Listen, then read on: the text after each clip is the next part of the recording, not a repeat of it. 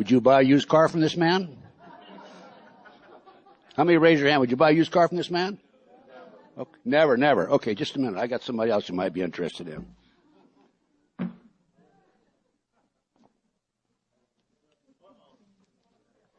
about this guy? I got an FBI hat, but I think everybody knows I'm FBI, and I don't want you to say you're going to buy a used car from me, okay? Okay. Had a very illustrious career, FBI. Now if I can find my glasses that I took off, we can continue. At the time of my retirement, I was in charge of the FBI Los Angeles Division. We were responsible for most of Southern California, over 14 million people in my jurisdiction, at 16 offices, 700 plus personnel, $22.5 million budget.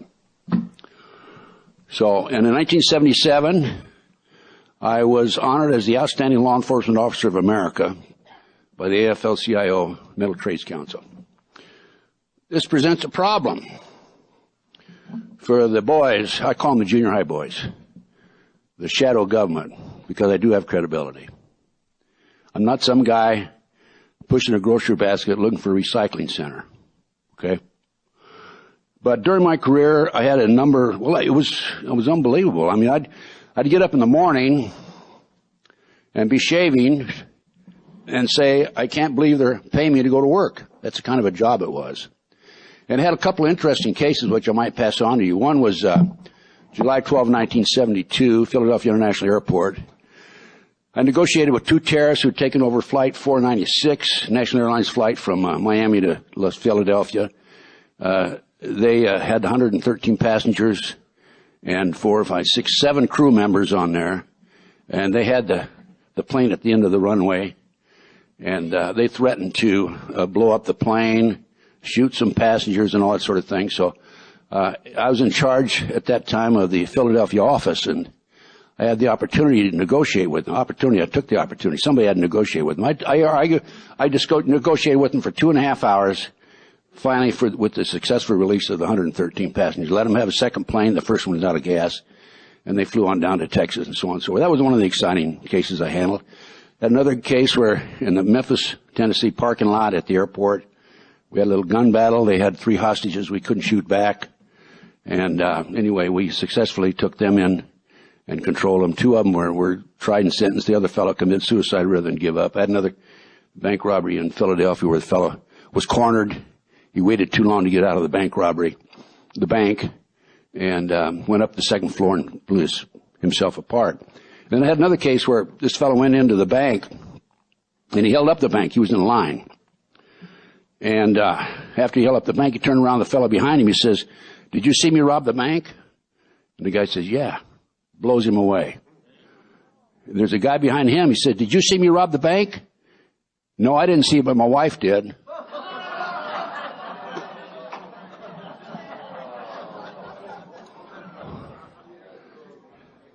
And I had another case, which you'll find interesting. This big 6'5", 255-pound fellow walks into the supermarket, walks over to the produce department, and there's a kid over there polishing apples. He said, "Kid, I want a half head of lettuce." And the kid, without even looking up, he says, "We don't sell a half head of lettuce." He taps him on the shoulder. He says, "Kid, I want a half head of lettuce." The big little guy turns around and looks at him. "Just a minute, sir. I'll be right back. I got to go back and talk to the manager." He runs back to the back of the store. He says, "Sir, there's some dumbass out here who wants a half head of lettuce." Didn't realize this big guy had followed him back there. And he turns around and sees him. He says, "And this gentleman wants the other half."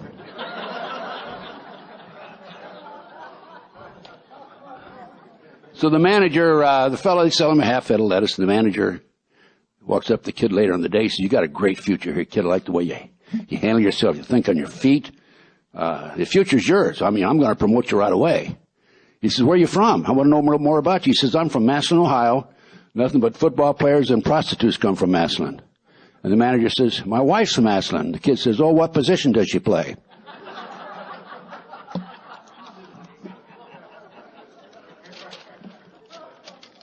Let's get down to serious business.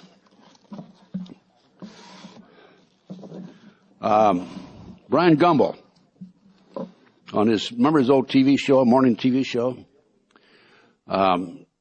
We were talking about Oklahoma City, the bombing. And I made 2 trips to Oklahoma City. I'm going to go more into detail in just a minute. She just caught the joke just now. Are you from Madison, Ohio? Yeah, she is from Madison, Ohio. She's shaking her head. Anyway, go ahead. Are you through? Okay. So, anyway, I made 2 trips to Oklahoma. I was so incensed. I was furious when that happened because I received a call from Michael. Michael and I have been, or buddy, he's one of my closest friends. He and John DeCamp and a few other people. Pat Shannon's one of my closest friends. And Michael was in prison at the time, and I'll tell you more about that in a few minutes. He said, Ted, that's my bomb. Not that he made that bomb, but Michael and his dad, Marshall, who was also CIA, had the Hercules Manufacturing Company in Silicon Valley, California. And Michael is the brains behind this bomb. He's brilliant, as I said a few moments ago when Pat was talking. And he says, Ted, that's my bomb. He says, it was developed by Hercules, my dad's company and his company, and manufactured by Dyno Nobel out of Salt Lake City. So I said, now Michael's in prison, but I communicate with him. He can call me. My telephone number's on his list for telephone calls. And so I was so incensed over that because I knew that Michael worked for the agency, and I knew instinctively that had to be a government operation.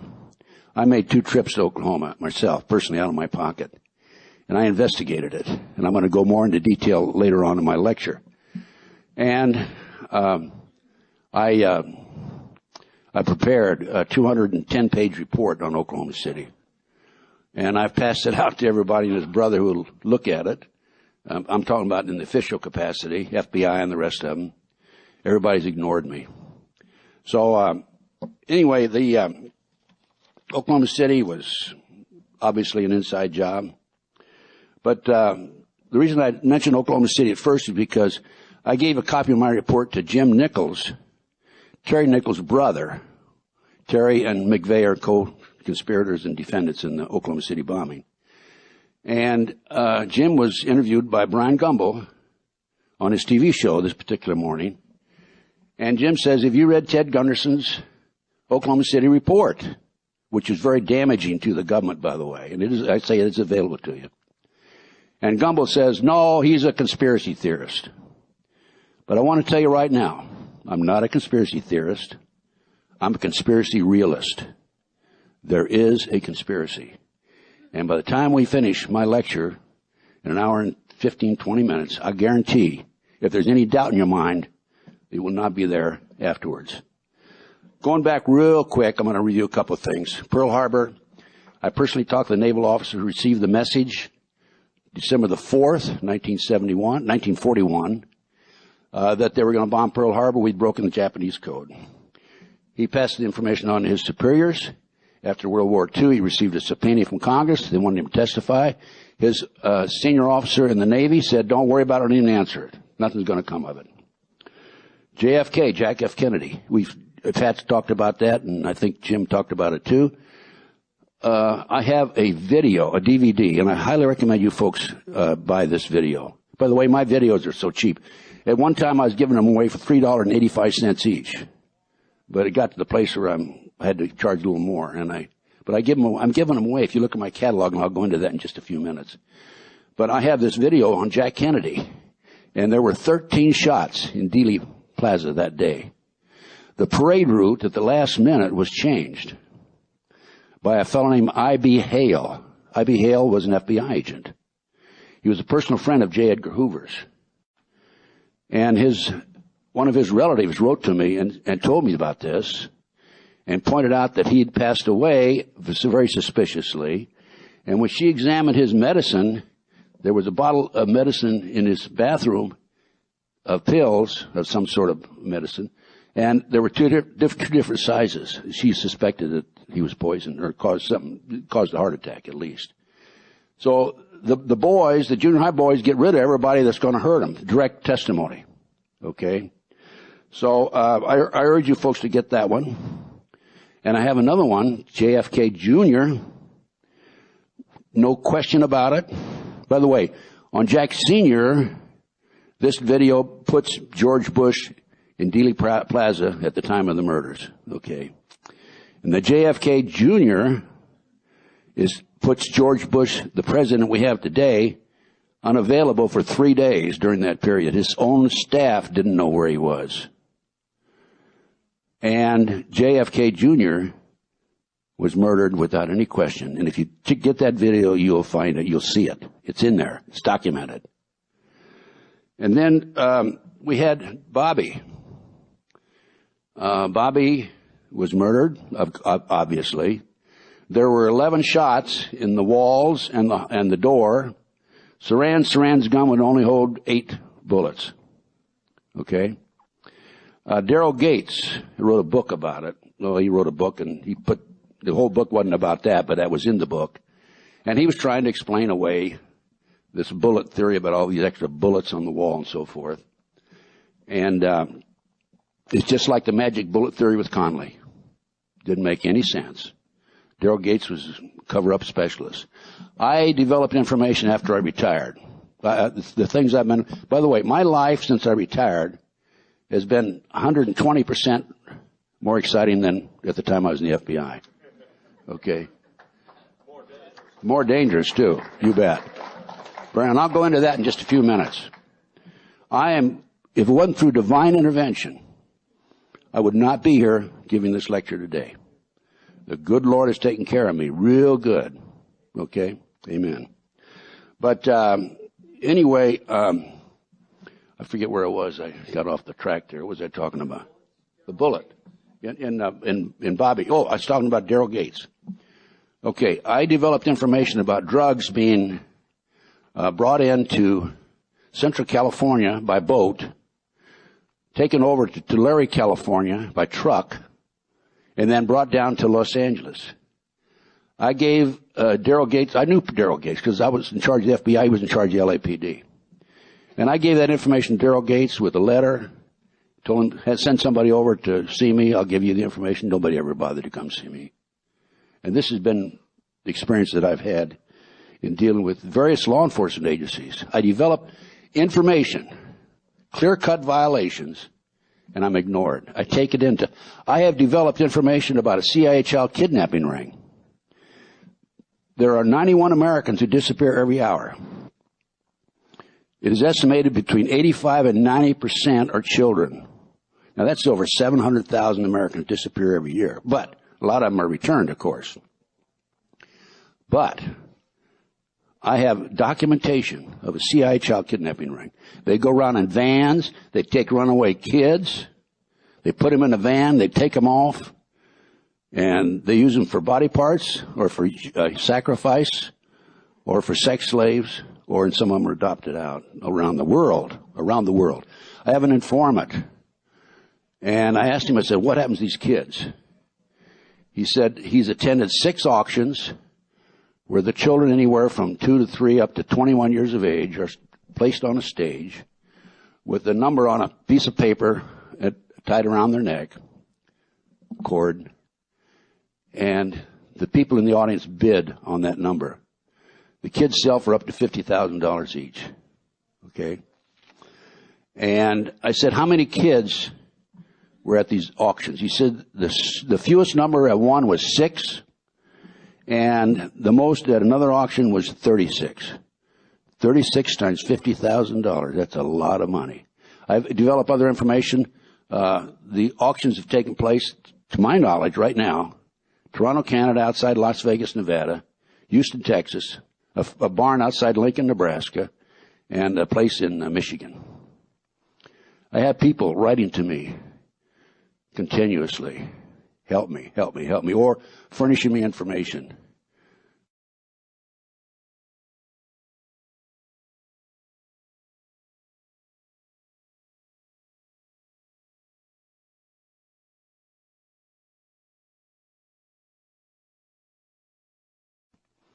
I have people writing to me continuously, help me, help me, help me, or furnishing me information. I get letters all the time. I'm a cult member. I want to get out. Where can I do? Where can I go? You talk about getting out, what we're going to do here, okay. And I can't help them. I have so many letters I can't respond to them. And they don't dare go to law enforcement because law enforcement will turn them in. Our system has been infiltrated, top to bottom, by the Illuminati. And I'll go into that in just a few moments.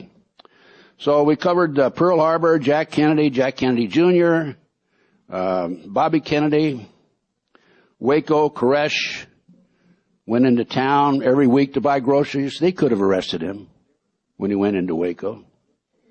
Instead, the BATF came out with tanks, military tanks in violation of Posse Comitatus Act that was passed years ago, 100 years ago or more, that did not disallowed, as a matter of fact, the military to become involved in civilian matters. Ruby Ridge, Randy and Vicki Weaver. Vicki was murdered by Horiuchi, the FBI sharpshooter of Japanese heritage. They tried to indict him locally for murder, and the FBI, Louis Freeh, stepped in, director of the FBI at the time, and did not allow it to happen. Somebody tried to indict him at the federal level, and it didn't happen. I talked to Randy. I gave him some of my research on one occasion, and he's very distraught. He lost not only his wife, but his child. The World Trade Center car bombing. Now, I'm telling you these things. We're talking about dirty business. We're talking about conspiracies. We're talking about murder. By the way, McVeigh was recruited out of special forces. The government said, he flunked out. He didn't flunk out. He wrote a letter to his sister.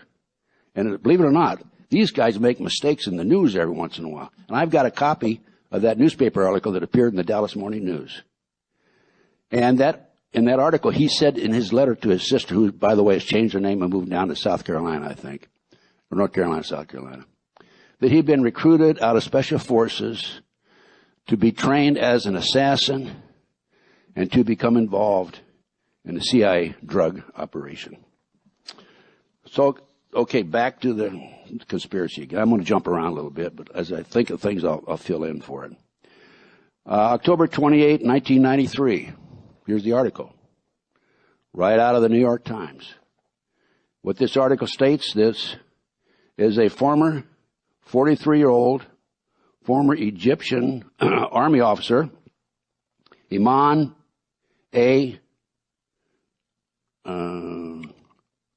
Salam, S-A-L-E-M, was an FBI informant with the terrorists, World Trade Center bombing, February 26, 1993.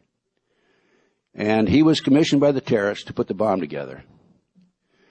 And he went to his FBI handler. This is in the article, by the way.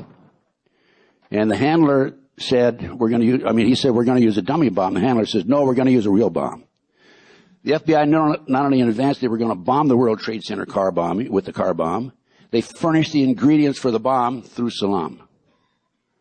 Now, the way this came out, it came out during the trial of the terrorist.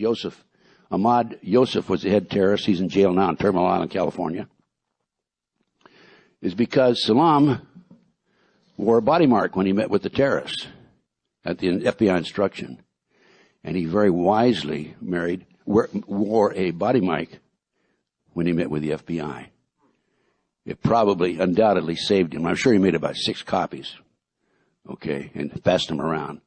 That's how this became known public. So the FBI was involved in the World Trade Center car bomb in 1993. Oklahoma City, April the 19th, 1995.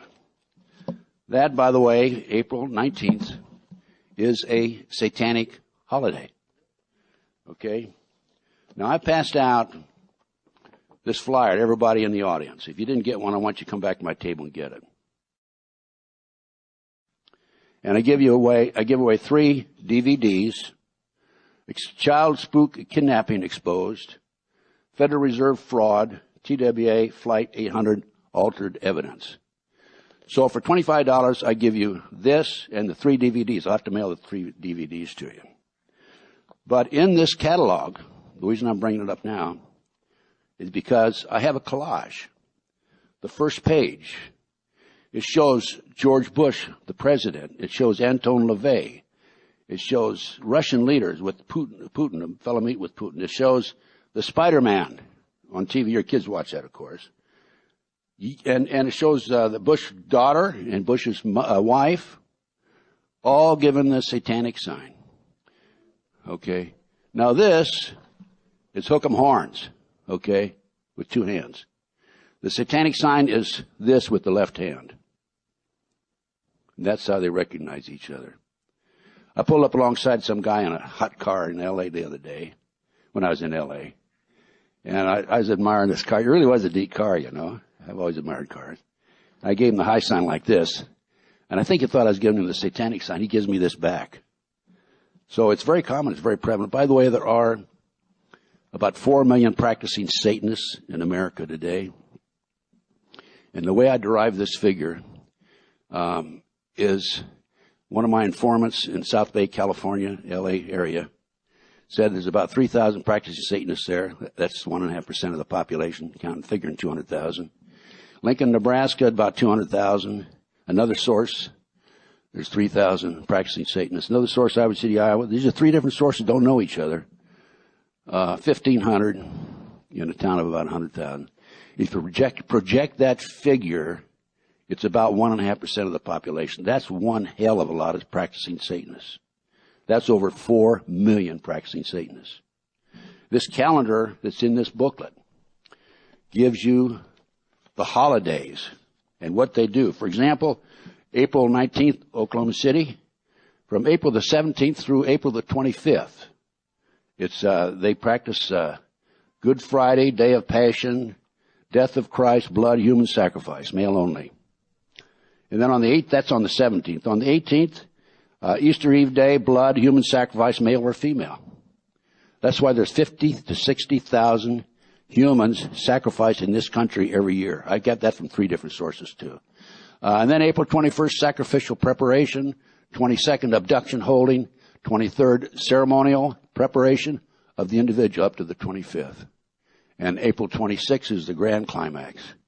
Oral, anal, vaginal, a female, 1 to 25, age 1 to 25. April 30th goes on, talks about blood, animal, and or human sacrifice, any age. Okay? These people meet in cellars. I know of cult members who, when they built their home, they built a sub-basement in their home deliberately so they can have their sacrifices. Do you remember the McMartin case in California? Child molestation case back in the 70s, 80s? Actually, in the 80s, I said. Well, the kids, there were 5,500 kids that went through that school over a period from 1966 until this situation was alleged to have occurred, the molestation of kids. The parents would drop the kids off there in the morning, go to work, come back at night, pick them up. And long story short, there were, some of the kids claimed that they were molested during that period. Kids said there were tunnels under the school. And the authorities went out there in 87 to look for the tunnels. Couldn't find any. I had an opportunity to gain, there was a trial, hung jury on Ray Buckey, the accused. And Virginia, the grandmother was acquitted. And they retried Ray Buckey in the second trial. I had an opportunity to take control of the property. And within 34 days, we hired an archaeologist. What happened is the family had given that to Danny Davis, the attorney who represented him in the trial. It was a 2-year trial. And he also got $15 million from the county.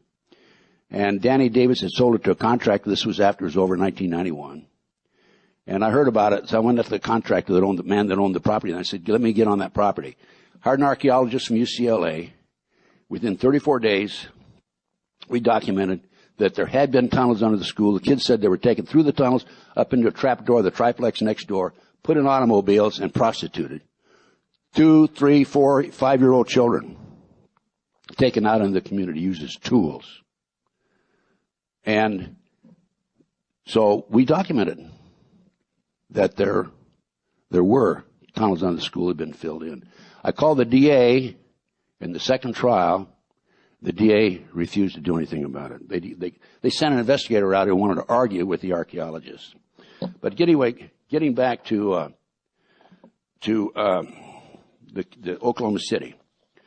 As a result of Michael calling me that day, saying that's my bomb and so on and so forth, I started doing some research, and I have the Defense Daily, page 450, which is a magazine, and it lists the contract number for that particular bomb, the barometric bomb.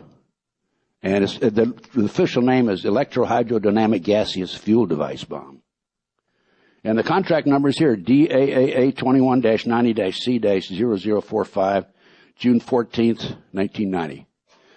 I wrote to the Picatinny Arsenal people in Picatinny, New Jersey, and I said, I want the contract, because this is public, available to the public. I get a letter back, this response to your Freedom of Information Act, blah, blah. After research and review of your request, please be advised there's no information pertaining to that particular contract.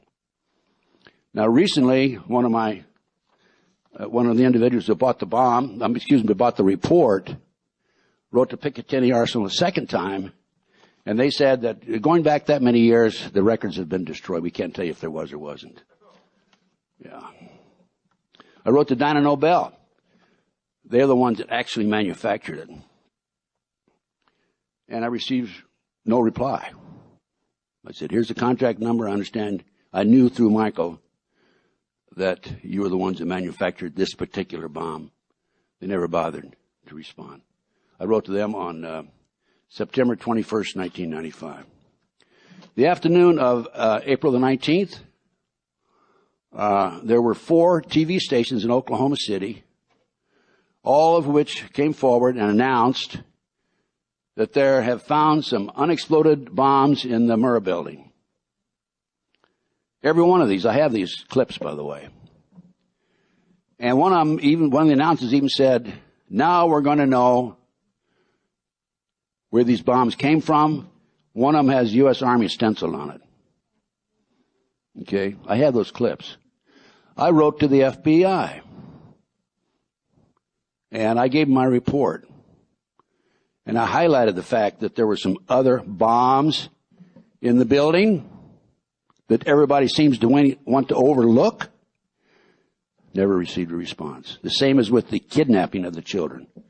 I put a report together called The Finders, which is the CIA name for the kidnapping organization out of Washington, D.C. It was exposed in 1987, partly because of the work that I did. And as a result of the work that I did, U.S. News and World Report put out an article on it. And they went out of business. They've relocated, I understand, through my informants, operating out of a church in Wichita, Kansas.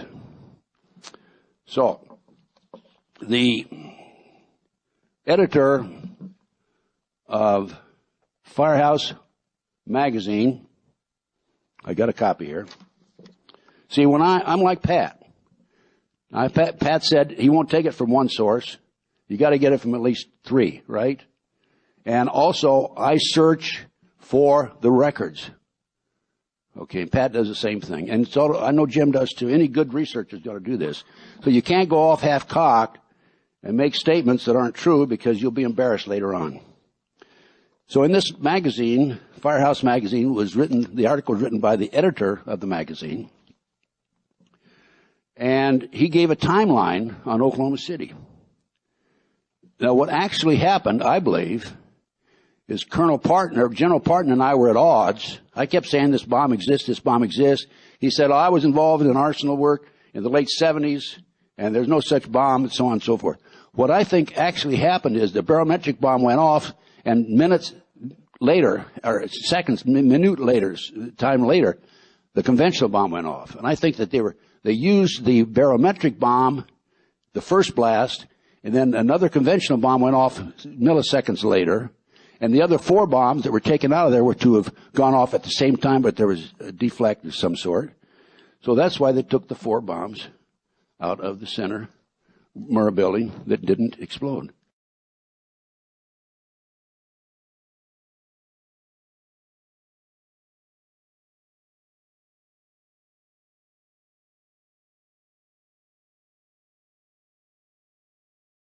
So that's why they took the 4 bombs out of the center Murrah building that didn't explode.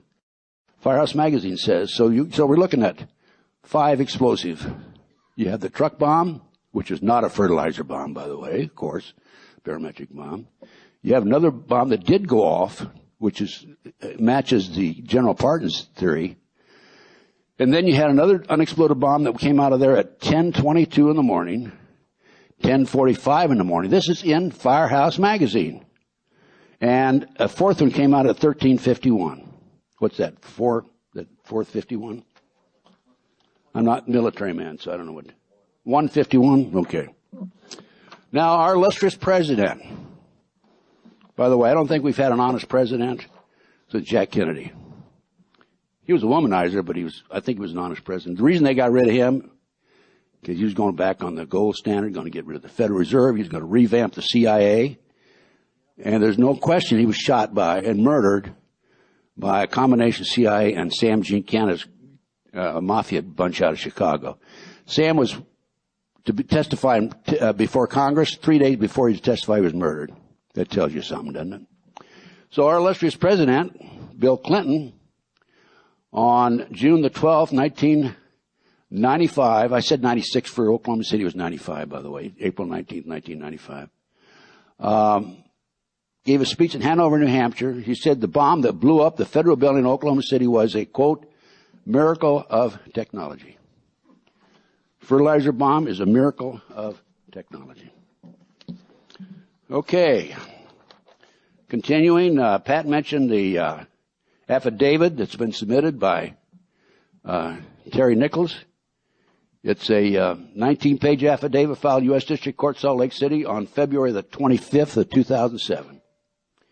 And he names Larry Potts, number 2 man in the FBI, according to McVeigh, to him, to Nichols, as the person who coordinated Oklahoma City. That's very well documented. You didn't see that in the mainstream media, did you? No, of course not. So that brings us up to 911. I'm getting into the Patriot Act pretty soon, okay? So don't be bored with what I'm telling you. I'm laying the foundation like any good attorney's going to do, right? So don't be bored with these information about Oklahoma City and the rest of them, because I know I'm preaching to the choir. That brings us up to 911. Now, Michael Riconosciuto developed a trap door that he put into a computer called the Promise software. The Promise software was developed by Nancy Bill Hamilton out of Washington, D.C. And what this computer does, it keeps track of everything. You can't believe what it keeps track of. And they're keeping track of us all here, by the way. I'm sure of that. I know that. And he leased it, the Hamiltons leased it to the Department of Justice for 2 years for, as I recall, $10 million. And at the end of 2 years, the Department of Justice liked this little tool so much that they refused to pay the Hamiltons.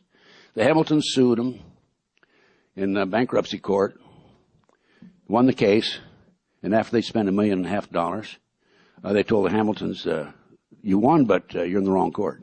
Go across the street. Of course, they were broke by then. I've talked to Bill Hamilton. Well, during the period that the Department of Justice had this Promise software, Michael, being a brilliant scientist, put a trap door in it. And after the Department of Justice decided to keep it, a fellow named Earl Bryant, past president and owner of United Press International, took the Promise software and sold it around the world. Canadians, French, British, Israelis, and so forth. These other countries didn't know that we had a trap door in there that was developed by Mike Riconosciuto. So they're developing their intelligence information. We're stealing it from them. Rather ingenious idea. And the Brooks Committee, congressman from Texas, I don't know if he's still in office or not. Is he, Pat? I don't know. The Brooks Committee had a hearing on this. I think it was in Chicago. Maybe it was in Washington. I'm not sure. But they called Michael. They said, Michael, we want you to come back and testify about this trap door that you developed. And so Michael said, okay. He gave him an affidavit and so on and so forth. And he received a call, according to Michael, from a fellow named Peter Vietnix with the U.S. Department of Justice. And Vietnix says, don't you go back and testify. You'll be sorry. Michael said, shove off. I'm not paying attention to what you tell me to do or not do. And he testified. Within 3 weeks after testifying, Michael is arrested for drugs, first offense, sentenced to 30 years. I attended the trial. I testified at the trial, even sat at the attorney's table, and did everything I could to prevent this from happening. So Michael's in jail when 911 occurs. But now I'm going to go back to the spring of 1986. And I had a call from a fellow named Bill Sloan, who's head of HUD for the Western United States, who was appointed to this position by President Ronnie Reagan. By the way, if you pick up my book, my catalog, I got an autographed photograph of Ronnie Reagan in there. Also, I have, by the way, Sonny Bono was murdered. I have a DVD. It's available on that. And here's a picture of Ronnie Reagan. I had lunch with him on occasion, and what have you. That and $1.65 will get you a cup of coffee at Starbucks. And so I'm trying to get in and see Michael. And I've been on his official visiting list as an official member of the defense team since 1991. And I've been visiting him regularly up until the year 2001, actually. And all of a sudden, I can't get in and see him. The Bureau of Prisons will not let me go in and see him. Well, now, going back again to the spring of '86, Bill Sloan calls me and says, Ted, can you help the Afghan rebels in their fight against the Soviets? I said, well, I don't know if I can or not, but I do know some people, and thinking of Mike Reconnaisuto. I called Michael. He says, well, let's have a meeting. So we had a meeting at the Hilton Hotel at Ventura Boulevard in Sepulveda in Sherman Oaks. And the fellow from the State Department / CIA was there. I called him here a couple of years ago, and he said, I wasn't there. Don't ever use my name. So out of respect for him, I won't. Okay? And Michael was there. I was there. And the fourth person, a rather tall, slender fellow, was there. Tim Osman was his name. He was traveling under a Turkish passport. So the meeting lasted. We discussed. Michael, I'm not a technical man. I'm just an old gumshoe investigator. Okay, I don't know anything about. I have difficulty putting an extension cord in a wall socket. Okay. So Michael and this fellow in the State Department talked. They did all the talking, back forth. Left. I found out later that Michael and this Tim Osman visited 5 of our military bases. And as a result of Michael working with Tim Osman and the State Department representative, Michael was arranged to furnish the surface air missiles that defeated the Soviets, shot down their helicopters. So it did help the Afghan rebels defeat the Soviets. Now, I also learned from Michael that our government then, at that time, as a result of that meeting, furnished the Afghan rebels $650 million a year for 5 years. I rather imagine that's money that they're probably using against us right today. Our own money. But I point this out because as a result of the meeting with Osama bin Laden and Michael's other contacts, he's been around the world a few times. He developed sources inside the Arab world. And Michael had advanced knowledge about 911. Now, remember I just told you a few minutes ago I couldn't get in and see him in prison, right? No, I couldn't get in and see him. And I couldn't figure it out because I've been seeing him regularly. I visited him in South Carolina with Pat. I visited him in Massachusetts, at Devon. Visited him at White Deer in Pennsylvania. But I couldn't get in to see him. And I was back in Philadelphia for holidays because I was number 2 man in the FBI Philadelphia office. I'm back there visiting my kids. I have 3 boys there. By the way, one of them, there's been an attempt on one of my boys' lives, Ted Jr. But anyway, it was just a hop, skip, and a jump up the road to see Michael. Can't get in, couldn't get in. I finally got in to see Michael, January the 3rd, 4th, and 5th. And then I realized why the Bureau of Prisons would not allow me to see Michael for about a year and a half. Michael couldn't communicate with me on the telephone because anybody that calls out on the prison system is recorded. So then, at that time when I'd finally dated to see Michael, he said that on March the 20th, 2001, FBI agent Keith Kutry from the Williamsport, Pennsylvania resident agency, Mike was at White Deer, Pennsylvania, which is right down the road from Williamsport, came in to see him as a result of his attorney in Chicago, Lou Buffardi, writing to Colin Powell. Michael couldn't get the Bureau of Prisons to cooperate to get the FBI in or anybody in to talk about what he had, the information he had about terrorist activity forthcoming in the United States. Couldn't get anybody in the Bureau of Prisons. Couldn't get anybody in the system.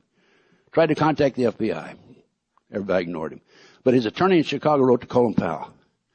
Powell apparently contacted the FBI and said, go see him. I don't think there's any question about it. Michael never would have talked to the FBI if it had been that letter to Colin Powell.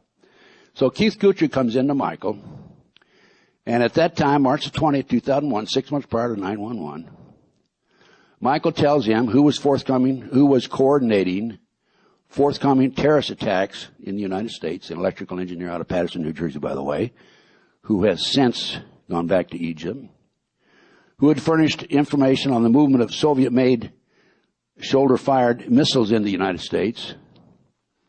And we had 37 of these shoulder-fired missiles that came in through Canada.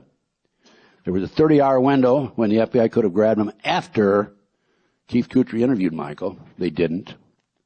These shoulder-fired missiles have now been dispersed, brought in by 4 private airplanes, and they're scattered someplace in our country in hiding.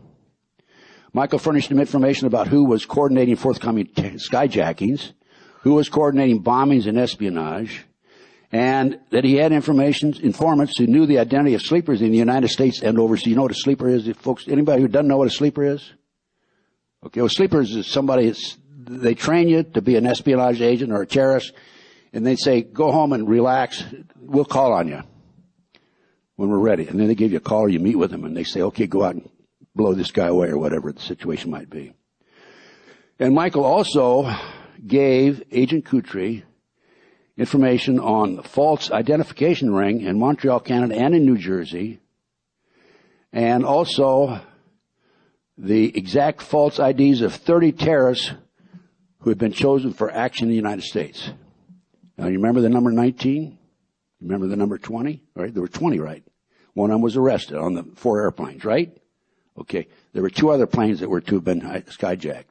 Those other 2 planes were supposed to go for the Statue of Liberty and for the Senate building, the Capitol building. And so there were supposed to have been 6 planes hijacked. But as you recall, after 9/11, FAA grounded immediately all the planes.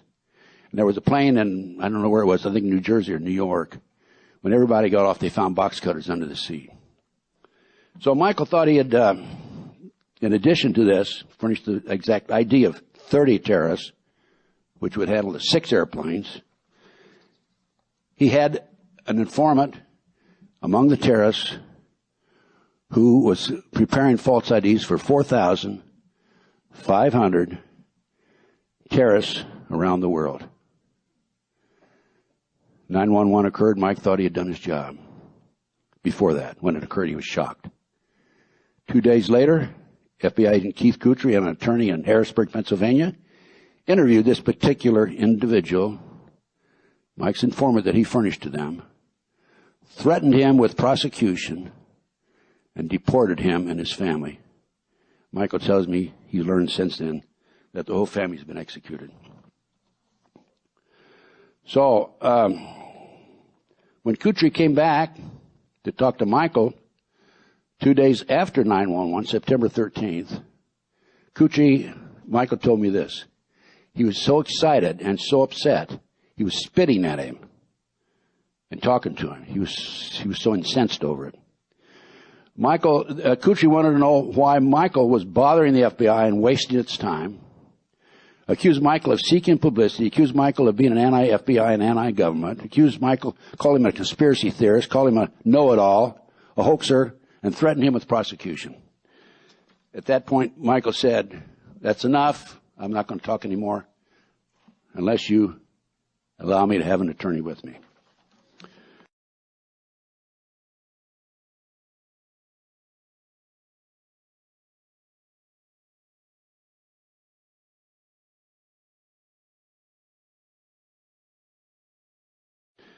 At that point, Michael said, "That's enough. I'm not going to talk anymore unless you allow me to have an attorney with me."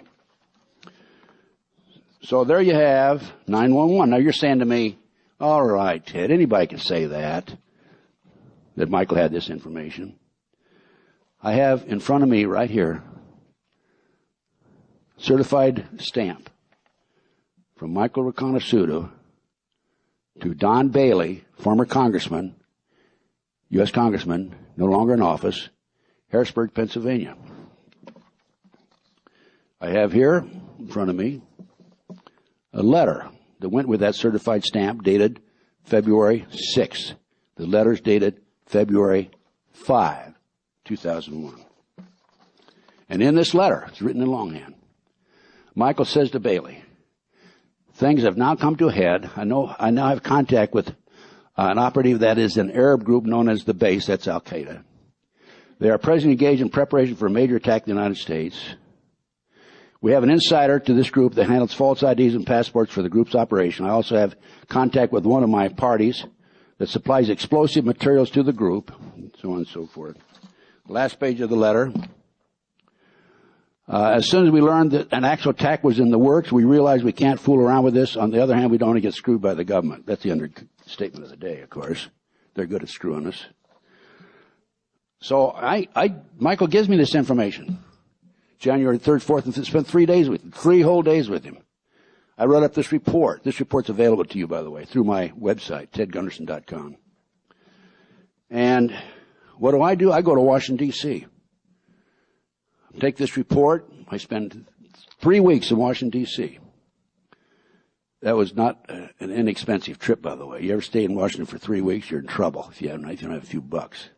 I didn't have the money, so I slept at on top of some plywood on top of some the upside down plastic mail containers with a makeshift mattress there. I slept on that in the American Free Press office, by the way, for 3 weeks. And I passed out my report to more than 150 congressmen and senators. I have in front of me right now a letter to Mr. Lee Hamilton, dated January 29, 2003. Michael, what I did is I referenced my interviews with Michael January 3rd, 4th, and 5th. And I told him who Michael was in this letter without going into a lot of detail. And I told him the information he had. I gave Lee Hamilton, co-chairman of the President's Commission to investigate 911. I gave Hamilton my report, in addition to passing it out to 155 congressmen and senators, and asked the committee to debrief Michael as soon as possible. The last I heard from the President's Commission, Michael was never debriefed, and nothing ever came of that. There's no mention of that in the President's, in the President's Commission to investigate 911 report. Here's a list of people and agencies that I gave my report to. I gave it to the Three Sisters. You know who the Three Sisters are? Washington Post, New York Times, LA Times. And of course, nothing ever came of that. You remember this girl, this FBI attorney in Minneapolis, who came forward with a memo, and they chastised her, and she was demoted, and I don't know what all happened to her. Told her to keep her mouth shut. Appeared in Time magazine. Well, I looked up the Associated Press reporter who took that information and reported it. And I called him on the phone, specifically. And I told him I had this information. I sent him a copy of my report. 2 weeks later, I called him. I said, "You going to report it or not?" He said, "No, not." I said, "Why not?" He said, "It's too hot. It's too hot." Here's some of the agencies: Drug Enforcement, FBI, BATF, Secret Service, LAPD, San Bernardino Sheriff's Office, National Terrorist Hotline, and all the congressmen and so forth. Associated Press, Philippines Consulate. I gave it to everybody and his brother. British Consulate Division, Scotland Yard. I gave it to everybody. Nothing ever came of it. Now, if you look back, I'm sure you're probably familiar with the fact that bin Laden met with CIA agents in Dubai, July 4th through the 14th. We discussed the interview of Mr. Kennedy, Tom Kennedy, member of the Federal Emergency Management, who said that they arrived there the first on the scene Monday night. The terrorist attack took place on Tuesday morning. Congressman Kurt Weldon's book, quote, Countdown to Terrorism, cites 10 cities, based on information he has, that are targeted for bombs in the future. Those are Los Angeles, Las Vegas, Valdez, Alaska, because of the oil coming out of Alaska, Boston, New York City, Philadelphia, Washington, D.C., Miami, Chicago, and Houston. So, as a result of these terrorist acts, what has happened? The Patriot Act, Federal Emergency Management, right? That's what it's all about. That's what the terrorist acts are all about. To take away our constitutional rights and civil liberties. You know, no one in Congress read the Patriot Bill before it was signed and passed. Nobody. It was authored by one man, a fellow named Viet Dinh, D-I-N-H, who was born in communist Vietnam, was magna cum laude, Harvard University. By the way, I was magna cum laude at the University of Nebraska. That's about right, too. I didn't study. I don't know how I got the FBI. I was one of the youngest FBI agents in the history of the organization. I applied when I was 22 years old. You had to be 25. Dinh served as special counsel at the impeachment of the trial of Bill Clinton. 2001, when the Patriot Act was adopted, Dinh was with the U.S. Department of Justice, advising President Bush on constitutional matters. 5,000 people have been arrested pursuant to the Patriot Act. It states it is legal to arrest and detain individuals without the involvement of any attorney and without probable cause or the filing of formal charges. This is what's really going to shock you now, okay? The bill was switched in early morning hours to substitute a bill that was prepared by the executive branch. The original Patriot Act was drafted and agreed upon by both Republicans and Democrats in both the House and the Senate. At the very last minute, the bill was switched and substituted by Dinh's bill. President Bush had the substitute bill printed at 3:45 a.m., only hours before the House voted for it that same morning. Out of 435 representatives, not one person in Congress read the Patriot Act before voting in favor of the substitute bill. It was not the bill that was originally reviewed, approved, and adopted by 36 votes of Republicans and Democrats in the Judiciary Committee. It was a 300-plus page bill that had never been read or seen before. It was passed overwhelmingly by the House and the Senate and signed into law on October 26, 2001. There's 27 amendments to the Constitution. The bill outright destroyed all the amendments relating to our civil rights and protection of our freedom. The First Amendment, Congress shall make no law abridging the freedom of speech. Librarians were reported to have to report anybody who checked out certain books to the FBI. And if the librarian didn't do it, she could be arrested and prosecuted and go into jail. The Franklin cover-up was one of the books that was on that list. This is a book about child kidnapping and a book about taking kids from Omaha, Nebraska, flying them to D.C. for sex orgies with congressmen and senators and blackmailing them so they will vote for these bills. This book is not being carried in the chain stores, Borders, or the other stores at all. They won't carry it. John DeCamp has sold 180,000 copies of this. It's in demand. John had to publish it himself to get it out.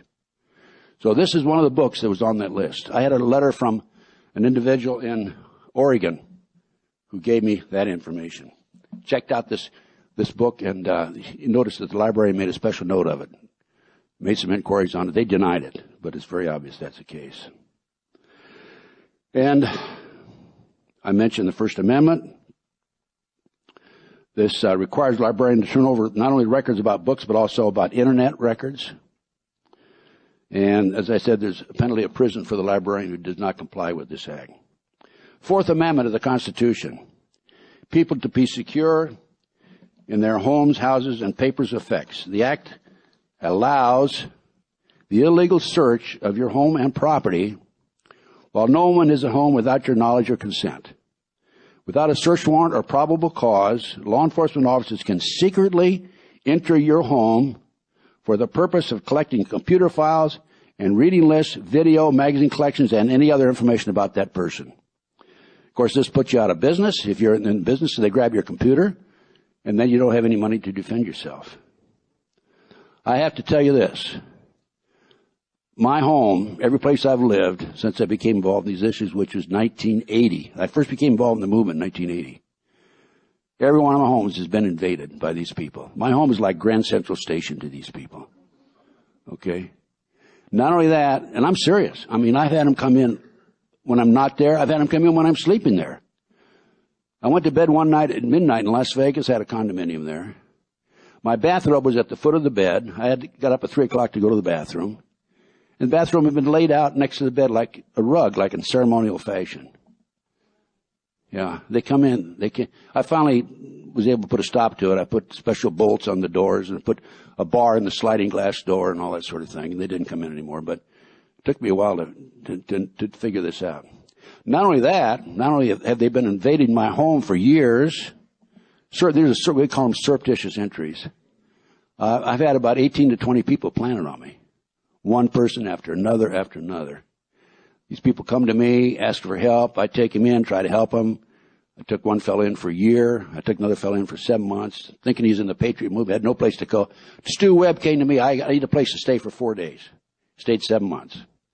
When he left, he stole a bunch of my research. I had 35 copies of Thanks for the Memories. And then next thing I know, I find out he's an FBI informant. And he's putting out disinformation on me. That's one of the techniques they've used to discredit me. And, for example, he says I was kicked out of the FBI for practicing satanic ceremonies in the federal building. And, that I've been married 5 times. I've only had one marriage. I've gone close a couple of times, but it didn't work out, fortunately. Okay. I'm not marriage material. Okay. No one shall be punished without being duly convicted. And on July 21, 2005, both the House and the Senate voted to extend the Patriot Act. Now, you'd think by then they would have wised up, realized they hadn't read it in the first place, and they would have done something besides voting to extend it.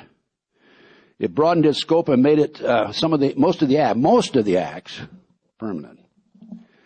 So it took 262 Republicans, 77 Democrats to outright kill the Bill of Rights. Now, are you familiar with executive orders? Anybody who's not familiar, raise your hand. Well, okay, executive orders were designed years and years ago for instructions to departmental heads within the government. The presidents have taken advantage of it and signed executive orders against us, those of us who are walking the streets. There are a number of executive orders in place today. So with the combination of the Patriot Act and these executive orders, we are now living in a fascist government. This is Nazi Germany reborn. Executive Order 11990, take over all forms of transportation, control highways and seaways. Another executive order. Seize all communications, media, telecommunications, internet, radio, and television. Another executive order. Take over all electric power, gas, petroleum, fuels, and minerals. Another one. Seize all means of transportation, including personal cars. I wonder if they're going to keep up the payments on it. I don't know. Take over all local resources and farms. Executive Order 11000. Mobilize civilians into work brigades under government control. Executive Order 11001. Take over all health, education, welfare. Postmaster General, another executive order. Or operate national registration of person. They're going to register all of us. They're talking about ID now.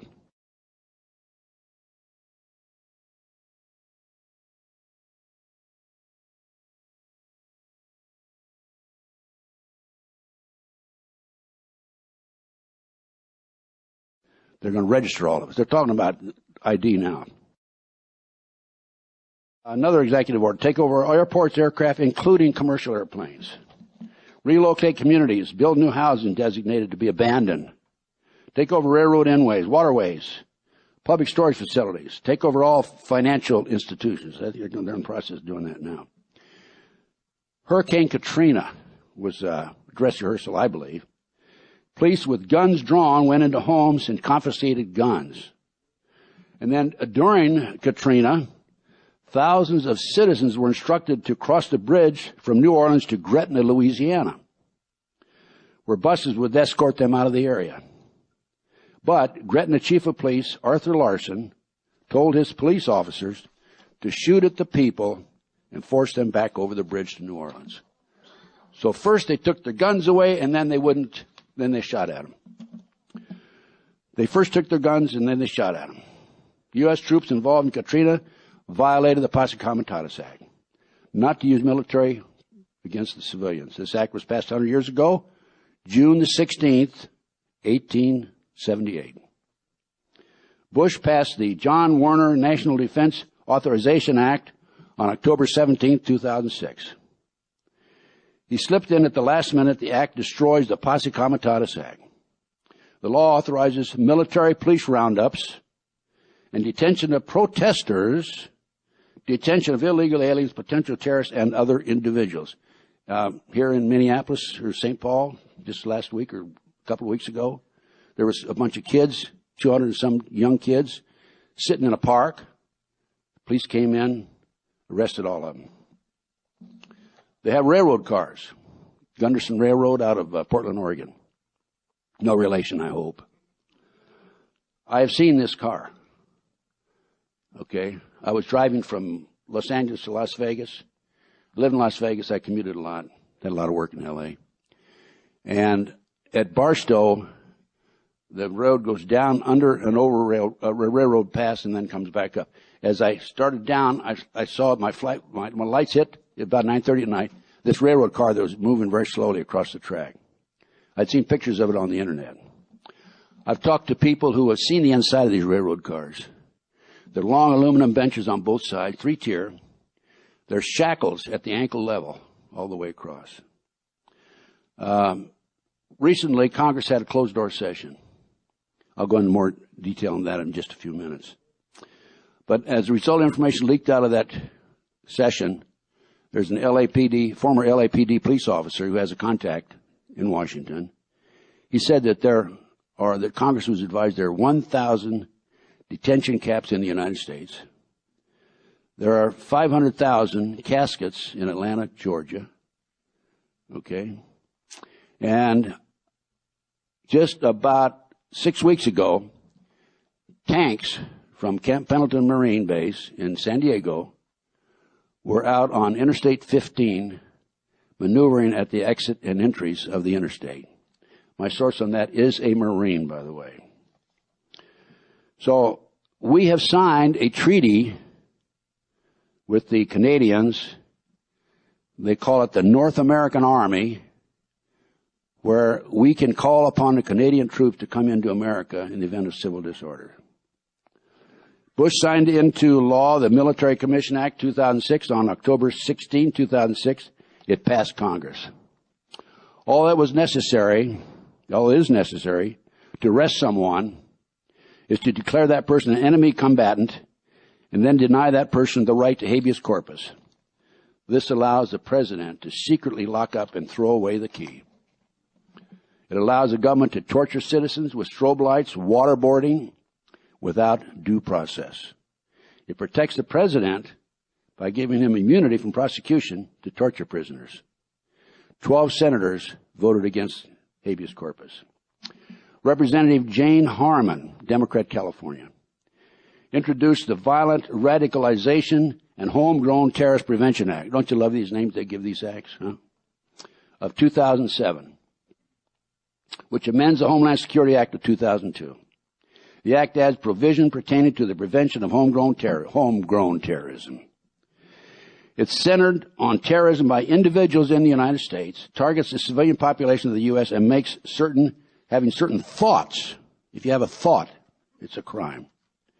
Floating around in your head may be contrary to the administration policy illegal, and the bill defines terrorism as the planned use or threat, use of force or violence by a group of individuals.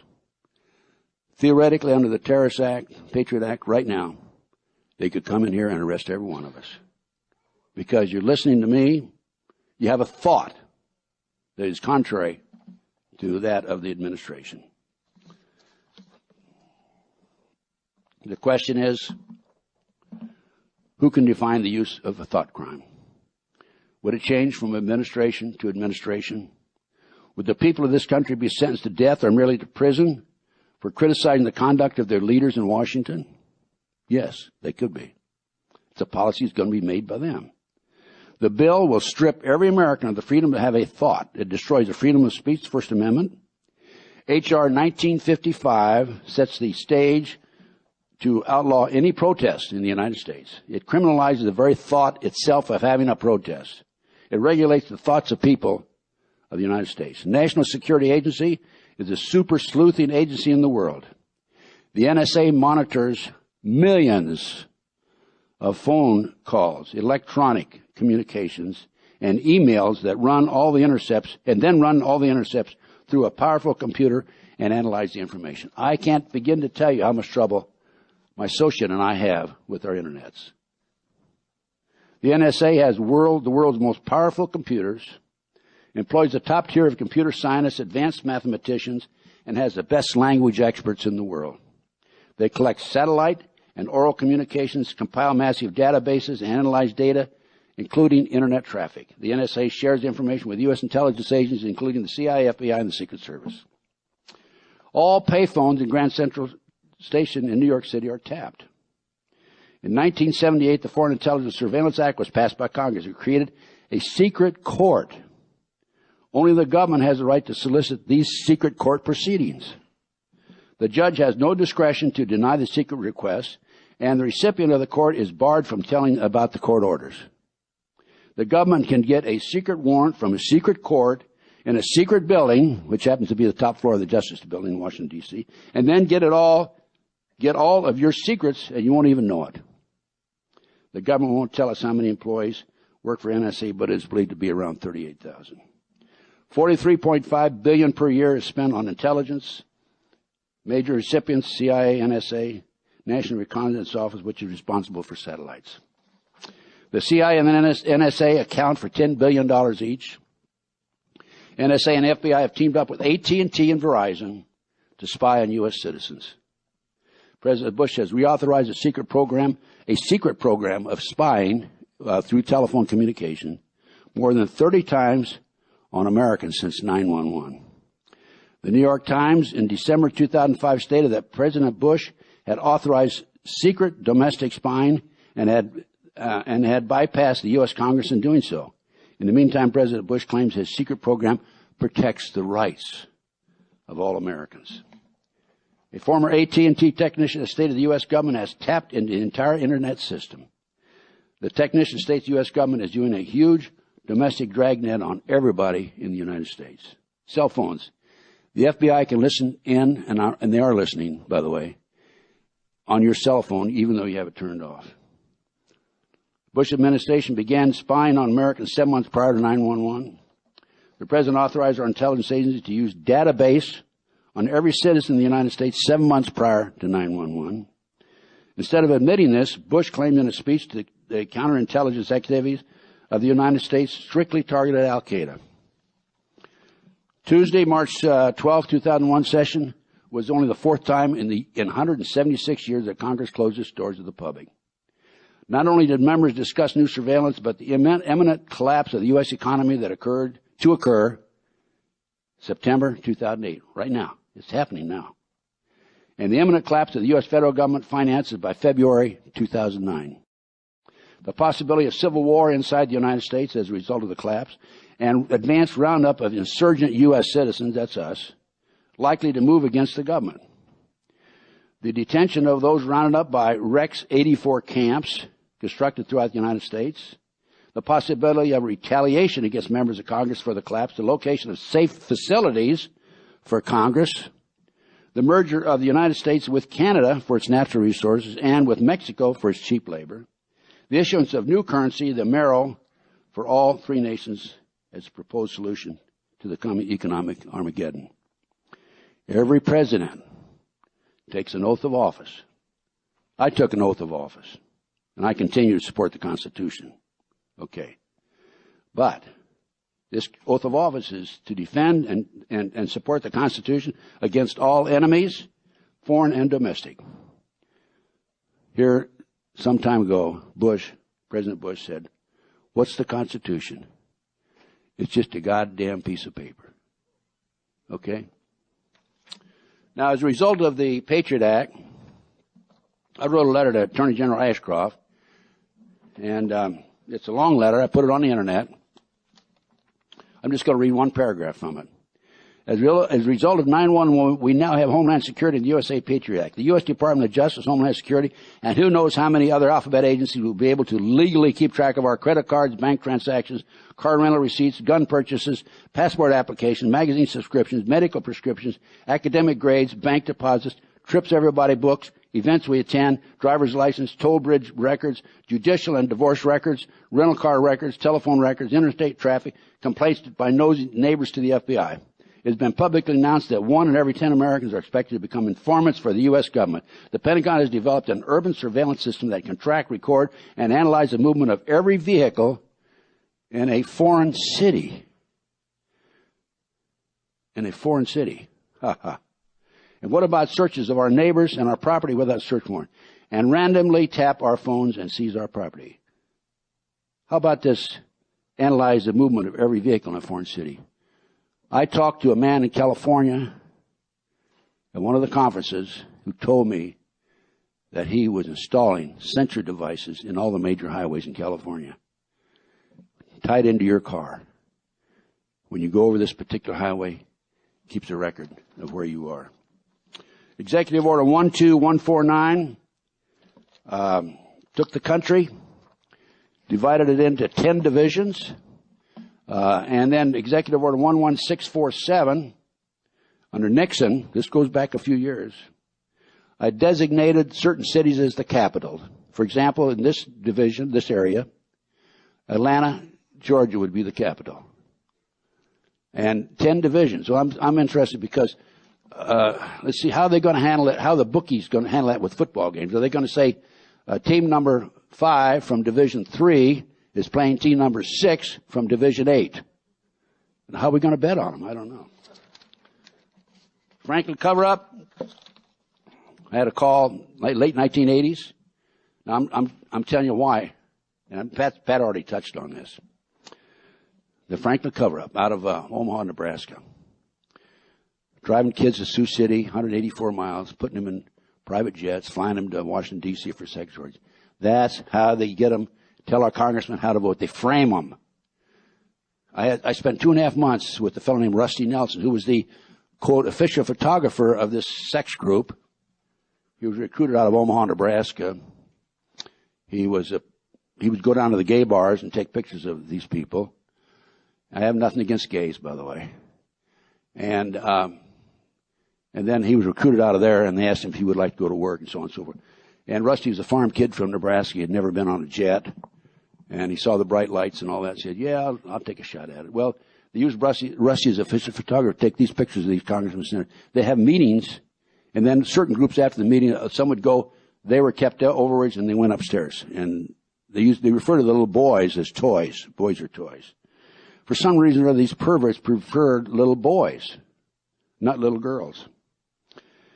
Anyway, beg your pardon, sir? Sounds like the Catholic Church, he says. Okay. This girl lady over here says that's, wait, hey, just relax, no fighting, please. Somebody over here said that's terrible. Well, you know, John DeCamp, who wrote the Franklin cover-up book, was the first person in the United States to sue the Catholic Church for pedophilia, and the judge threw it out of court. Then along came these other cases. Now, Pat mentioned conspiracy silence. Am I running out of time? Huh? Well, I got about another hour and a half to go. Is that all right?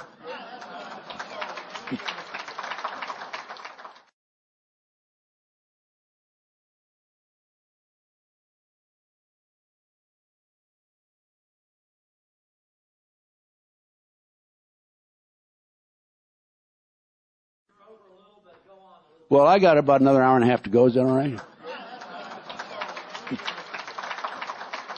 I'm telling you, I could talk for 6 hours, 10 hours. Okay, but I'm not. I'm going to cut it back real short, real soon, as soon as possible.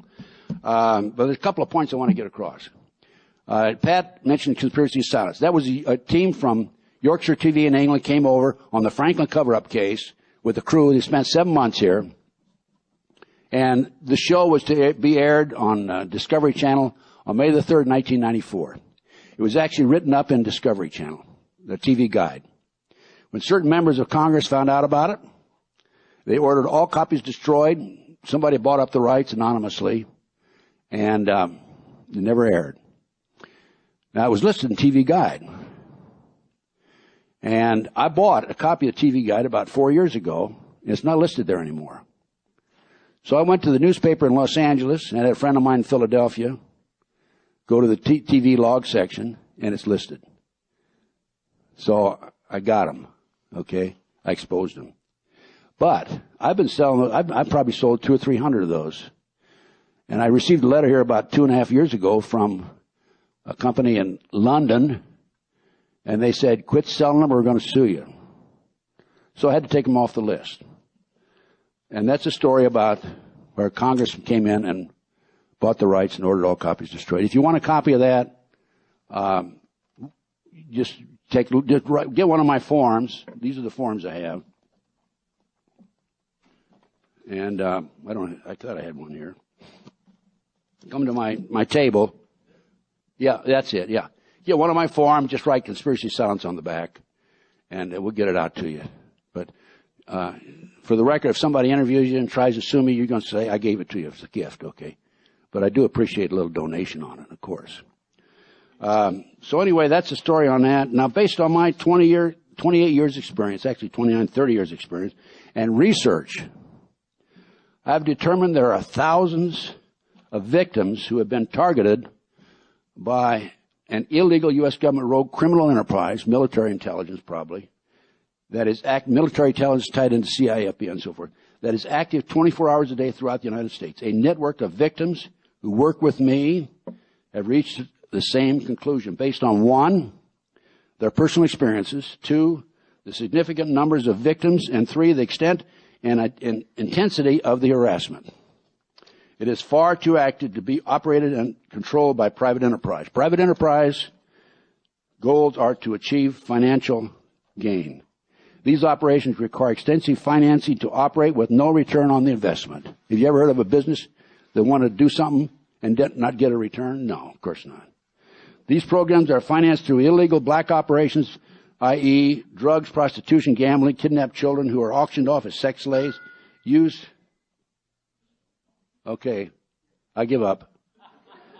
Used as human sacrifices and body parts. I believe this well-organized, sophisticated operation has a central command located somewhere in the United States with multiple satellite offices scattered throughout the country. This is based on my research, 28, 30 years, okay. It appears that those who administer the program can call any location in the United States for surveillance, a telephone tap, or other activity and harassment directed at a victim and immediately disperse manpower to the scene. This well-greased covert operation makes the old FBI COINTELPRO program look like a Sunday school class. I can document that the government, mainly military intelligence, has expertise, finance, and manpower to effectively administer such a program. To understand why and how a black ops criminal enterprise by this rogue element targets an individual is necessary to, 1, identify the individual, 2, outline the reason the victim is targeted, and 3, document and identify the weapons and tactics being directed against him or her. I have done this without any question. Okay, what's my, I told you a few moments ago, my life since I got out of the FBI has been far more exciting than when I was in the FBI. Like about 500% more exciting. Okay. When I first got out of the FBI, the first major case was the Jeffrey McDonald case, triple murder out of Fort Bragg. Long story short, he was tried, convicted, sentenced to 3 consecutive life sentences. Green Beret, doctor, captain. He's still in prison today. I was hired by the defense team after he was convicted. Within 10 months, I had a signed confession from a girl named Alina Stoke, the girl in the floppy hat, if you know the case. There's been a book and 2 books and a movie on it. And Helena told me that he did not commit the murders. They were committed by her satanic cult group. I went public with the information. I was on national TV, radio. In fact, I was on Discovery Channel here a couple of weeks ago on that case. And people came from all parts of the country to me. I was like a sponge, a magnet. And that's where I got hooked. That's where, you seen that old ad about Ford has a better idea? That's when the lights went on for me. Since then, since I went public, I had 3 occasions when gunmen were waiting for me. I had my windows shot out in my apartment twice when I was standing near the window. The FBI has had 4 investigations of me. I found out through the Freedom of Information Act. And it's kind of funny because they won't give me anything of any significance. They just say, well, here's a page from this report. Here's another page from another report. No comprehensive reports. And I have to laugh because at the end of the reports, they say, Gunderson should be considered armed and dangerous. They should have put with knowledge after that. I had, they put a girl on me, a girl named Pam Fawcett, tried to set me up on a drug deal. And she had the run of the Modesto, California office. They'd given her $2,000. She had her own coffee cup. She could come and go. And after 6 months, she called me and wanted to come talk to me in L.A. Came down. I met her in a parking lot, Hughes Market across the Sportsman's Lodge. I said, Pam, why did you come down and tell me this? By the way, I gave her a polygraph. She passed and all that sort of thing. She said, I woke up the other morning, and she'd been dealing with DEA and FBI, by the way. And I realized you're the only honest son of a bitch I've talked to in 6 months. Those were her exact words. And so anyway, last time I talked to Pam, she said she was on a hit list. She didn't know what she was going to do, and so on and so forth. Then after that, they were unsuccessful in doing that. I'm still keeping my fingers crossed, by the way. Then I was the victim of this extensive disinformation program by people like Stu Webb, and I ran for political office in '96. My campaign chairman, I found out later, stole from the campaign. I have the documentation. I have the bank account he used. I have the information, the flyer that he used to steal, to get solicit money into him and not to the campaign. And I gave it to the FBI, election law violation. I'm waiting for them to come see me. This was 1996. Jim Kloberg was his name. He passed away over his computer. He may have known too much. I don't know. And then, most recently, I've been poisoned. I'm sitting in my condominium in Las Vegas. I realize I'm not thinking right. I can't put things together. And I'm suspicious. And I went down, had my blood pressure taken. I was 242 over 119. And I went down. This was a clue, of course. So I went down and had a blood test. I had arsenic and cyanide in me. And they were pumping poison. I could smell the sweet smell. Pumping poison into the condo from the condo next door. I don't know if they bought or rented the condo next door, but I never saw anybody coming or going. But I could smell the sweet smell. And I smell it in my car every once in a while. And I had a lecture in Long Island, New York. And I parked my car. I drove back because I took this girl off the streets who was the ex-girlfriend of a leader of an al-Qaeda terrorist cell in Los Angeles.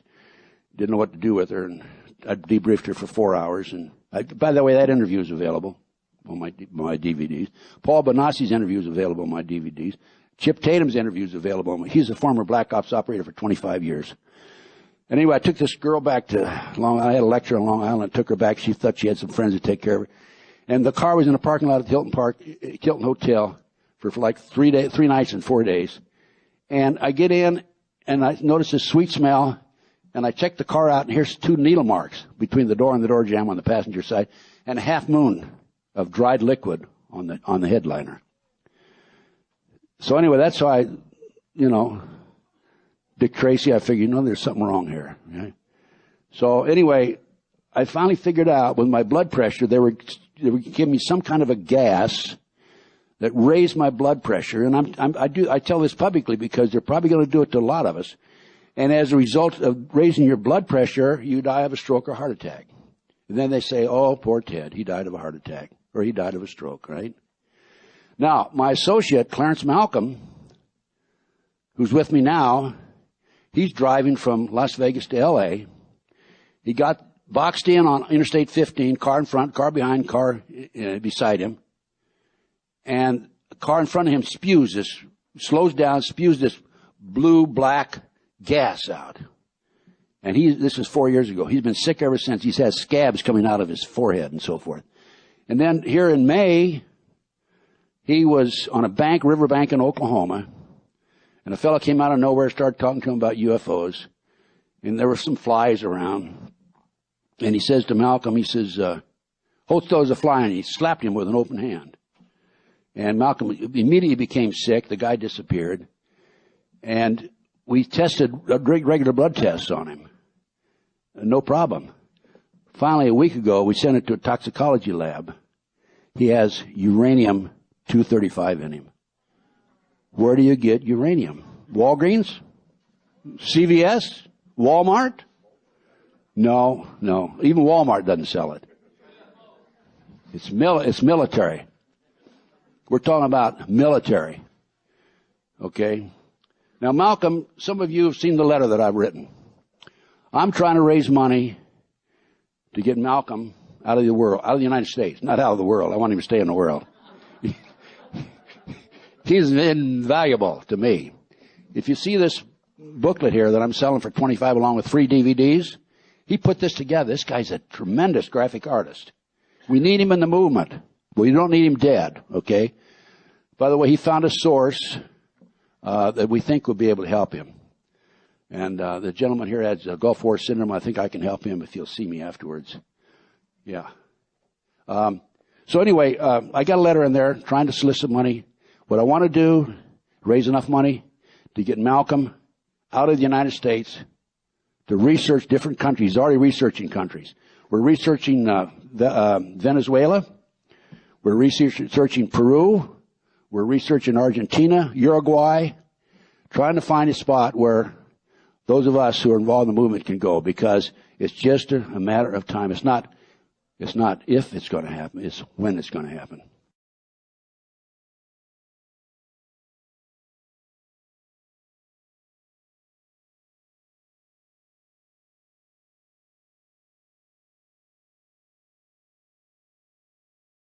Where those of us who are involved in the movement can go, because it's just a matter of time. It's not if it's going to happen, it's when it's going to happen.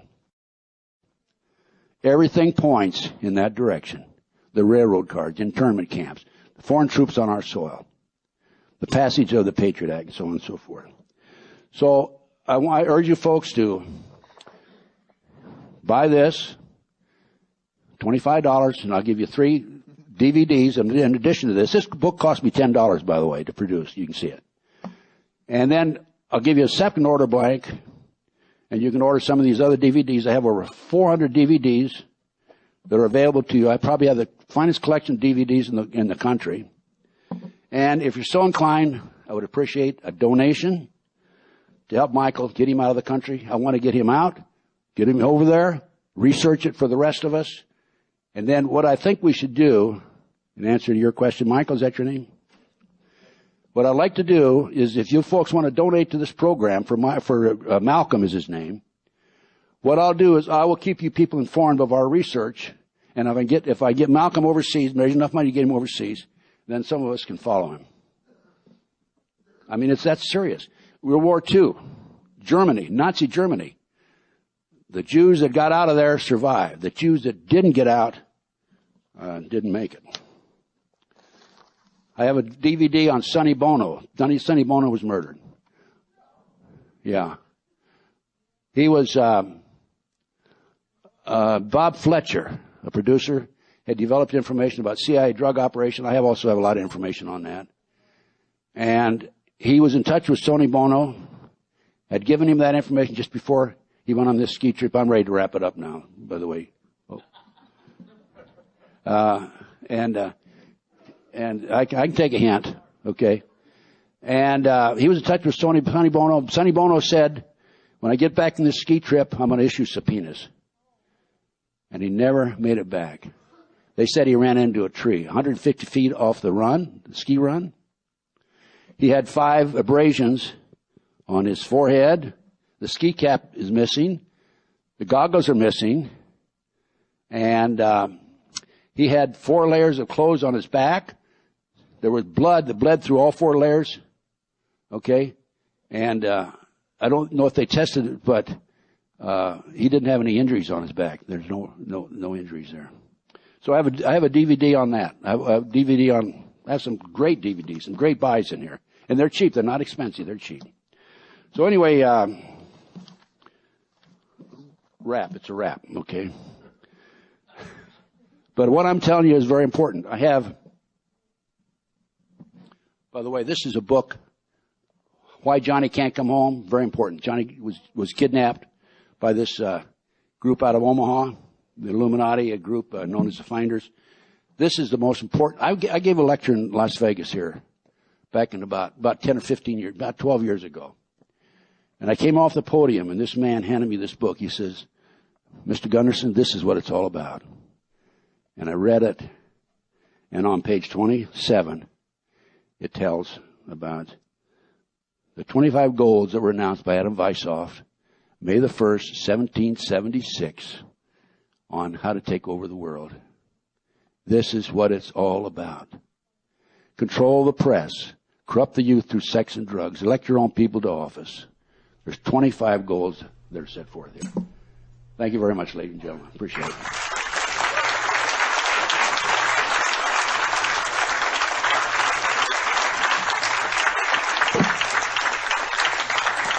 Yes. Man has a question.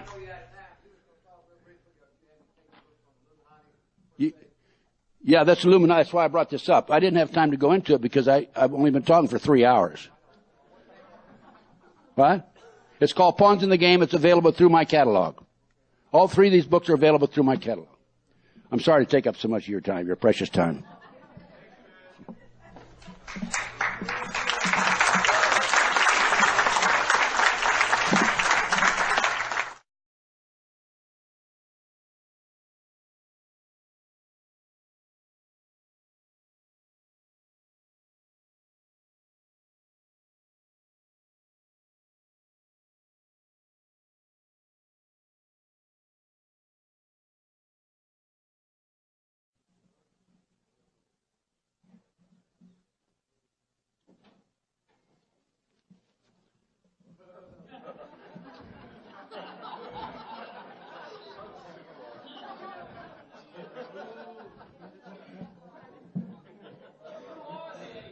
Would you buy a used car from this man?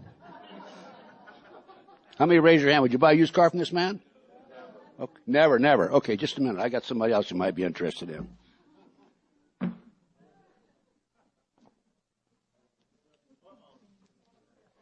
about this guy? I got an FBI hat, but I think everybody knows I'm FBI, and I don't want you to say you're going to buy a used car from me, okay? Okay. Had a very illustrious career, FBI. Now if I can find my glasses that I took off, we can continue. At the time of my retirement, I was in charge of the FBI Los Angeles Division. We were responsible for most of Southern California, over 14 million people in my jurisdiction, at 16 offices, 700 plus personnel, $22.5 million budget.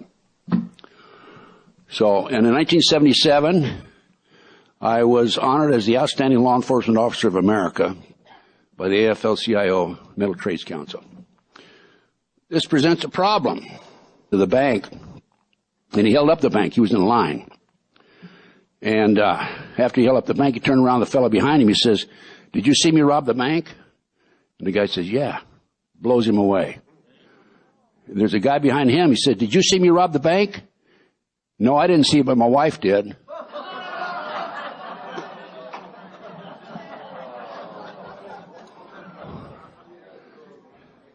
And I had another case, which you'll find interesting. This big 6'5", 255-pound fellow walks into the supermarket, walks over to the produce department, and there's a kid over there polishing apples. He said, "Kid, I want a half head of lettuce." And the kid, without even looking up, he says, "We don't sell a half head of lettuce." He taps him on the shoulder. He says, "Kid, I want a half head of lettuce." The big little guy turns around, looks at him. "Just a minute, sir. I'll be right back.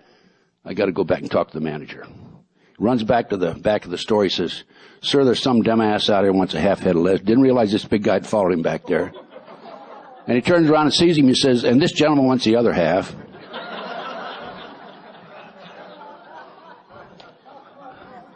So the manager, the fellow, they sell him a half head of lettuce. And the manager walks up to the kid later in the day. He says, "You got a great future here, kid. I like the way you handle yourself. You think on your feet.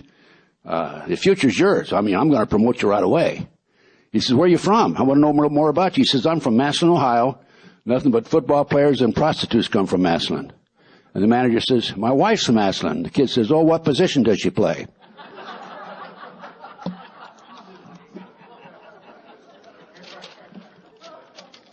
Let's get down to serious business. Brian Gumbel, remember his old team? For the boys, I call them the junior high boys, the shadow government, because I do have credibility. I'm not some guy pushing a grocery basket looking for a recycling center. Okay? But during my career, I had a number, it was unbelievable. I mean, I'd get up in the morning and be shaving and say, "I can't believe they're paying me to go to work." That's the kind of a job it was. And it had a couple of interesting cases which I might pass on to you. One was July 12, 1972, Philadelphia International Airport. I negotiated with two terrorists who had taken over Flight 496, National Airlines flight from Miami to Philadelphia. They had 113 passengers and 7 crew members on there. And they had the plane at the end of the runway. And they threatened to blow up the plane, shoot some passengers and all that sort of thing. So I was in charge at that time of the Philadelphia office, and I had the opportunity to negotiate with them. I took the opportunity. Somebody had to negotiate with them. I just negotiated with them for 2.5 hours, finally with the successful release of the 113 passengers. Let them have a second plane. The first one was out of gas, and they flew on down to Texas and so on and so forth. That was one of the exciting cases I handled. Another case where in the Memphis, Tennessee parking lot at the airport, we had a little gun battle. They had 3 hostages. We couldn't shoot back. And anyway, we successfully took them in and controlled them. 2 of them were tried and sentenced. The other fellow committed suicide rather than give up. I had another bank robbery in Philadelphia where the fellow was cornered. He waited too long to get out of the bank, and went up the second floor and blew himself apart. Then I had another case where this fellow went into a morning TV show. We were talking about Oklahoma City, the bombing. And I made 2 trips to Oklahoma City. I'm going to go in more into detail in just a minute. She just caught the joke just now. Are you from Massillon, Ohio? Yeah, she is from Massillon, Ohio. She's shaking her head. Anyway, go ahead. Are you through? Okay. So, anyway, I made 2 trips to Oklahoma. I was so incensed. I was furious when that happened because I received a call from Michael. Michael and I have been buddy. He's one of my closest friends. He and John DeCamp and a few other people. Pat Shannon's one of my closest friends. And Michael was in prison at the time, and I'll tell you a little more about that in a few minutes. He said, "Ted, that's my bomb." Not that he made that bomb, but Michael and his dad, Marshall, who was also CIA, had the Hercules Manufacturing Company in Silicon Valley, California. And Michael is the brains behind this bomb. He's brilliant, as I said a few moments ago when Pat was talking. And he says, "Ted, that's my bomb." He says, it was developed by Hercules, my dad's company and his company, and manufactured by Dyno Nobel out of Salt Lake City. So I said, now Michael's in prison, but I communicate with him. He can call me. My telephone number's on his list for telephone calls. And so I was so incensed over that because I knew that Michael worked for the agency. And I knew instinctively that had to be a government operation. I made 2 trips to Oklahoma myself, personally out of my pocket. And I investigated it. And I'm going to go more into detail later on in my lecture. And I prepared a 210-page report on Oklahoma City. And I've passed it out to everybody and his brother who will look at it. I'm talking about in the official capacity, FBI and the rest of them. Everybody's ignored me. So anyway, the Oklahoma City was obviously an inside job. But the reason I mentioned Oklahoma City at first is because I gave a copy of my report to Jim Nichols, Terry Nichols' brother. Terry and McVeigh are co-conspirators and defendants in the Oklahoma City bombing. And Jim was interviewed by Brian Gumbel on his TV show this particular morning. And Jim says, have you read Ted Gunderson's Oklahoma City report? Which is very damaging to the government, by the way. And it is, I say it's available to you. And Gumbel says, no, he's a conspiracy theorist. But I want to tell you right now, I'm not a conspiracy theorist. I'm a conspiracy realist. There is a conspiracy. And by the time we finish my lecture, in an hour and 15, 20 minutes, I guarantee, if there's any doubt in your mind, it will not be there afterwards. Going back real quick, I'm going to review a couple of things. Pearl Harbor, I personally talked to the naval officer who received the message December the 4th, 1941, that they were going to bomb Pearl Harbor. We'd broken the Japanese code. He passed the information on to his superiors. After World War II, he received a subpoena from Congress. They wanted him to testify. His senior officer in the Navy said, don't worry about it, don't even answer it. Nothing's going to come of it. JFK, Jack F. Kennedy, we've had to talk to